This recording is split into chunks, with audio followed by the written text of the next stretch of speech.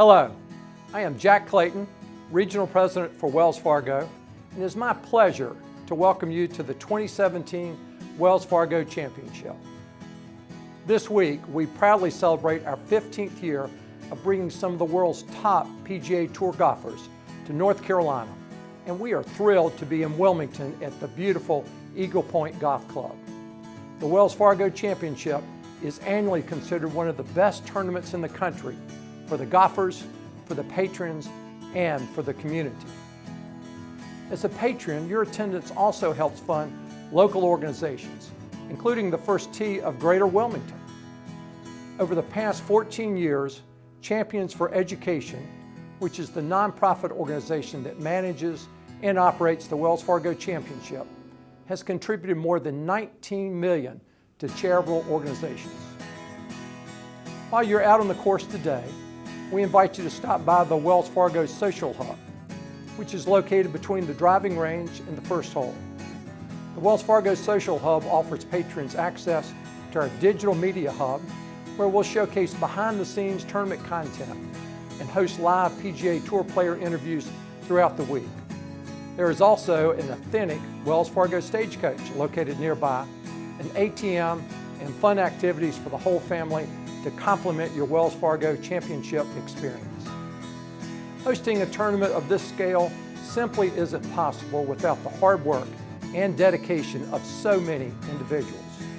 We thank the tournament organization, all of our volunteers, and the entire Wilmington community, and the enthusiasm of every patron making this event a truly remarkable experience. So now, on behalf of Wells Fargo, we look forward to hosting you at this year's Wells Fargo Championship. Here's to a great week of golf at the beautiful Eagle Point Club. Thank you, Jack. Hello, everyone. I'm Frances Weller. And I'm John Evans of WECT News. Welcome to Wells Fargo Championship Week in Wilmington. Here at the beautiful Eagle Point Golf Club. You know what? This is a big event for Wilmington, North Carolina. Yeah, the first time the PGA tournament has been in Wilmington in more than 40 years. And the economic impact is supposed to be huge. It's projected that this golf tournament will bring in an estimated $40 million or more. Yeah, and the tournament itself wants to make an impact too, and that's by giving charitable donations to the primary benefactor, and that's the First Tee of Greater Wilmington. You know what? We're going to have fun. We want you to have fun. Don't forget to pick up your pairing sheets as well as the spectator guide. You can pick that up at the entrance. That will have all of the player and tournament information there. And something else very important you don't want to forget, the course map. Hey guys, on behalf of the PGA Tour, we're glad that you guys are coming to watch us. We look forward to seeing you and hope you have a great week. Talk to you later. Well, joining us now, Kim Huff, the Executive Director of the Wells Fargo Championship, making its first ever stop here in Wilmington. And a lot of people will be coming to a tournament event for the first time themselves. So we want to go over some of the do's and don'ts you want to know about. One of the big ones we see on tour, cell phones and cameras. But here, they are allowed in certain areas. Yeah, they are, and we're very excited, and it's always fun to see people come to their golf tournament the first time, but there are some things that they have to understand. And first and foremost is that cell phone has to be on silent. The PGA Tour did us a great favor about 4 years ago when they started allowing cell phones onto the course. But with that privilege comes some rules and responsibilities, and one is to make sure that you don't have that on ring. The second is you can take pictures Monday, Tuesday, Wednesday, but once competition starts on Thursday, you can only take pictures when the players are not taking a shot. Okay. So walking between greens and tees or down the fairway is fine. No videotaping at any time. And then, you just go out and have some fun and get some selfies and enjoy it, because, if this is your first time and, we're only in Wilmington for this year, get a lot of pictures, because it's going to be a great opportunity. And a lot of it really does seem to be common sense, to where you're just trying not to become a distraction, not just for the golfers, but for the other patrons that are really trying to enjoy this event. That's right. And we've got marshals who are very astute at watching, and if you're standing around a green or a tee and that phone comes out, during competition, they're going to ask you to put it away. So please just, these guys are trying to make a living. And during Thursday through Sunday, this is how they, make their money. And so we have to be respectful for them. You mentioned the marshals doing their jobs. One of the things people, as you walk around the course, you may see just a line of heads, and then all of a sudden some arms come up from a person wearing red. that is a great signal, and it's something that you should be very mindful when you're walking around the course. Yeah, those are our marshals, and they're very knowledgeable, and they'll put their arms up when it's time for the player to hit, and that means to stop walking and stop talking. You know, and so, you know, as soon as they put the arms down, you know, you can carry, but it's got to be in the hushed tones. And, you know, we're on a golf course, and quiet is good, but, you know, there's nothing wrong with clapping for the players when they walk onto the tee or they walk up to a green, and just show your respect and your admiration for them. And I know, you know, with even my own children, they've asked, you know, Daddy, will the golfers talk to us? And you've seen interaction with the guys as they're walking the fairways from shot to shot, but it's not something, we don't need to see patrons just constantly yelling out to players, because as you mentioned, they are working while they're Well, here. Monday, Tuesday, Wednesday is a totally different ballgame. You know, that's when they're in their practice mode, and they're much more congenial with the crowds. And, you know, these guys are entertainers, and they understand that. But once the first ball goes in the air on Thursday, when it's competition day, their mood changes and their demeanor changes, and it's kind of everything inside the ropes is what they're kind of concentrating on. Yeah, again, it just really comes down to the simple fact of it's almost treat them as you'd want yourself treated when you're at work. Exactly. It just Exactly. Kind of, it's a golf course. You want to be quiet. That's right. All right, Kim, Exactly. thank you. Now let's go back to the WSET studios for a look at today's news.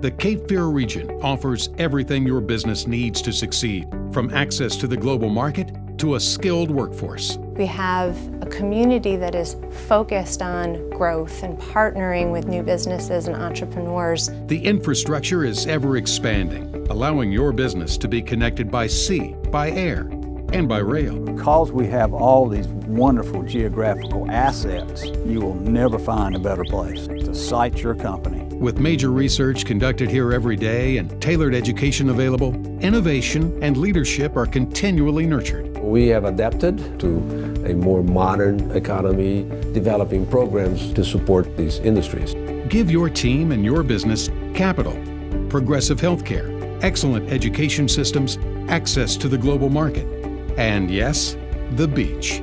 Here in the Cape Fear region, businesses and people thrive.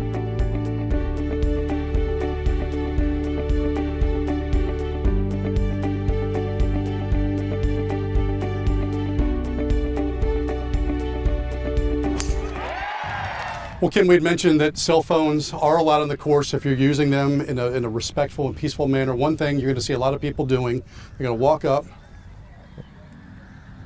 they're going to take the selfie, and then they're going to want to know where to post it. And there's a special hashtag used for that. We do. We have our hashtag is Wells Fargo Champ, and we encourage everybody to do that. And while you're on the golf course, make sure you visit the Wells Fargo Social Hub. There's a big bank of televisions in there, and we're actually going to be using real-time pictures from people on the golf course. So you can go in there and see if your picture that you took and tagged us on is up in the social media wall. So it's very, very exciting and a lot of fun to do. It's pretty neat too. As you walk around the grounds, you know, they have different stages set up. You've seen it look like picture frames where you can get your pictures taken and post those. Right. And then you see the little kids show up and they see themselves on these big monitors. Yeah, the social hub's about 3 years old for us, and it gets better and better every year, and more people understand it. But I hope that everybody can kind of walk through there and just see what it is, and we'd love to have them participate in it. And while you can do that, the hashtag Wells Fargo Champ, we also at WECT have a hashtag what we're doing. It's hashtag PGA NILM. We'll post those to our website, so you can not only get to see yourself maybe in a Wells Fargo Championship setting, but also on the local media, on the websites, and on the newscasts as well. That's very cool. Yeah, so a lot of ways to use your social media while you're here at the Wells Fargo Championship at Eagle Point. We are excited to have with us now Mack Everett, who is the general chairman of the Wells Fargo Championship at Eagle Point. We are so excited about this tournament, Mack. We truly are. How excited are you to have it here in Wilmington? We're obviously very excited. Wilmington has just embraced this tournament and really has come out in support of the tournament, which is very satisfying. Eagle Point is a beautiful golf course. And I think people will come out and see this golf tournament and think, wow, that's really something. Well, we understand that you are the official historian of the Wells Fargo Championship. Tell us a little bit about the history of the tournament and how it brought us here 15 years later. Well, it's interesting. We started, 2003 was our first tournament, and it was really an interesting time in Charlotte. Great anticipation for this golf tournament. It was coming on the heels of the merger of First Union Corporation and Wachovia Corporation. It was a way to brand that new company, and just so much excitement about it. And the history of the tournament has been something. That very first year, David Toms, who's a tour veteran, had a 6-shot lead step into the last hole of the tournament and made an 8 on the last hole to win by 2 shots. But wow. And David, by his own admission, said he stepped to that tee thinking about the $1 million check that was waiting for him at the finish, and kind of lost his concentration, his focus. But it gained from there. We've had wonderful champions from Vijay Singh to Jim Furyk to Tiger Woods. Rory McIlroy at age 20 won his first PGA Tour event in Charlotte in 2010. He later came back in 2015 and became our first 2-time winner. Ricky Fowler won his first PGA Tour event in Charlotte in 2012 when he beat McIlroy in a playoff. So we've had some exciting times in Charlotte. 14 tournaments, 7 playoffs in 14 years. Amazing. So I think that's the kind of excitement we can look forward to here in Wilmington. A very rich history. So many years, though, the tournament was in Charlotte. Charlotte carved its niche in the community. How difficult was it to bring the tournament here for just 1 year? Well, it was a challenge. That's maybe an understatement that it was a challenge, but it's very rewarding to see what we have here today in preparation for this golf tournament. The Wells Fargo Championship staff is the best that it could possibly be, and they've just done a magnificent job. Many of them have moved here for 2 months and left their families for 2 months to make sure this happens right. Volunteers. We have 500 volunteers who come in from Charlotte or other places who have participated with us in Charlotte before to be a part of this tournament. Well, we're excited about this championship, but it's more than a golf tournament. You're actually making a mark here in this community, starting off with the first tee of Greater Wilmington. Right. Well, there's some local leaders who have committed a lot of time and energy to rebuilding the First Tee program here in Wilmington, and have done a magnificent job, have a facility ready to open, and we'll have a grand opening during tournament week. But the First Tee is our primary charitable beneficiary for this golf tournament. But First Tee is not the only one? No, it's not the only one. Others will benefit in a lot of different ways. We'll have charitable organizations running our concession stands. They'll benefit from it. The Boy Scouts will come out and be what we call divot busters. They come out and fill the divots every day after play. Oh, that's cool. So there'll be a lot of local charities who will benefit from this tournament just being here. Well, it's estimated that maybe 25,000 people or so will be here for the tournament, the championship. That's incredible. We hope to have a lot of fun, but there are some things that people really do need to know when you have that many people. Well, there are, and anytime you get a crowd like that together, you need to know some important things like we have wonderful medical care on campus that week. New Hanover Regional Medical Center is providing that care, and there's a major tent over behind the cottages here at Eagle Point that will provide that medical care, but there'll also be people around the golf course in case people are in need of help, whether it's dehydration or fall or whatever it might be. So that's very important to know. Also, I don't want people to get away from here without knowing the merchandise tent and where it is. Oh, yes. There's a huge merchandise tent by the main entrance coming in.